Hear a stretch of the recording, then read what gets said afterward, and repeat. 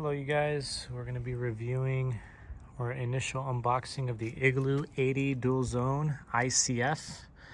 These are going to be the new coolers that Igloo has released. Iceless, all electric fridge. Compressor is made by Dometic, very well known company. 83 quarts, 78 liters. I don't know the exact dimensions and sizes per compartment, but I will provide that in the video. Both sides are capable of going from 0 to 68 degrees. You are able to turn off one side or the other if you're not using it. And you are able to power it with DC in your car or AC at home. I already unboxed it.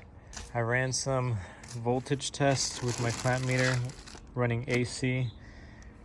Takes about 7.5 to 8 amps on normal AC input. We started about 67 degrees ambient temperature outside here, which was reading about that. It's been about now 25 minutes or so. Dropped down to 32 degrees, 27 on the smaller side. Measures in about 34.5 inches long, about 17.5 inches wide, and about 19 inches tall. Weighs about 64 pounds, so not terrible. I do wish it had some wheels though. Handles seem sturdy, plastic, definitely sturdy. Screws holding it in place. I do like these little latch. I don't know how durable those will be, but we'll test them out. I do have some sensors in there, some refrigerator thermostats in each compartment just to see how accurate these numbers are. I set the smaller compartment to 0 degrees and the bigger one to 34. So I guess it's going a little bit below that, probably because it's cooling this side. These little indicators right here, these blue lights, are showing when the compressor is turned on, which side it's actively cooling. So it doesn't cool both sides at the same time. So right now it's dropping this one down to 0 because that's what I had it set to. This one, obviously it's not. Yeah, it does come in with a DC adapter, which states it'll run 12 to 24 volts, 10 amps. Most cars have 12 volt setups, so 10 amps, you're running about 120 watts. If your car is capable of running 120 watts, this will be perfect for you. It does also have a 3 battery stage protection system, which I'll show you in a minute how that's set up. But here, kind of gives you a little indicator. If you want to watch, just pause the video. If you're running the fridge directly from your car battery, you would be following medium high. If it's running from like a power bank, you can run it on low or like a generator. But those are the exact voltages right there. And then I'll show you kind of the menu here. So if you hit set, you'll be able to switch this zone. It'll blink and then it'll flash right back to the initial screen that it was on. So we have that set to 34. We have this one set to 0. You can switch from Fahrenheit to Celsius.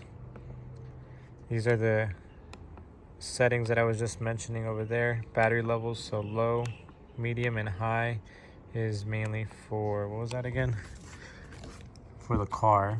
So low is on solar power. So I should probably have this on low since it's connected to the house. Which we will do that now.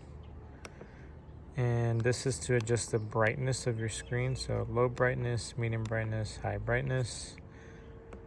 And that's pretty much it. You are able to turn off a specific zone if you're not using it, as I mentioned.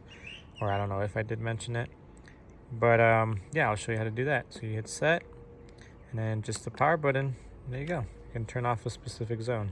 And so that not only saves power consumption, especially if you're running on a battery, but if you're just not using that side, you can just shut it off and just use one side. I am planning on using this for a upcoming camping trip to our local national park, Yosemite. So I will let you guys know how it turns out. We'll be stowing this in the back of our car. I'm gonna be running it with a Ecoflow River 2 Pro and some 160 watt solar panels. So I'll also do a test to see how long this fridge can run just on the Ecoflow, and if it will hold its temperatures pretty much. As I mentioned, I've been running this for about 30 minutes now. Let's turn this guy back on. We're gonna see how accurate these temperatures are. I did throw in a water bottle in the bigger compartment just to see how fast it would cool down. But let's check out this smaller compartment, reading at 21 degrees and well below 21, about 14 degrees maybe, or so it is off.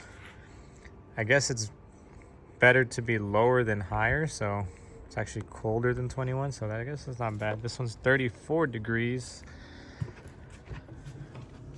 And we are reading just about it. A little bit lower, 31-ish. Water bottle's definitely cold.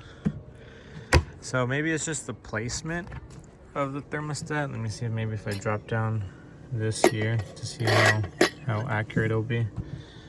And I'll test it out again, but loving it so far. Controls very simple to use. Here are your ports for AC and for DC input. Compressor runs very, very quiet. Barely can hear it. It's running right now, you don't even hear it. And it's still actively cooling this smaller side to 0 degrees. But yeah, so far so good. I'll get you the exact measurements. I was trying to find on the manual, but I couldn't find it. The exact liter measurements of each side. I haven't been able to find it, but overall the total size is right over here. 83 quarts, 78 liters, so not too bad. Haven't seen many reviews out there, so if you guys do have any questions about this, please comment below. I'll be more than happy to test them out or answer them for you. And enjoy, you guys.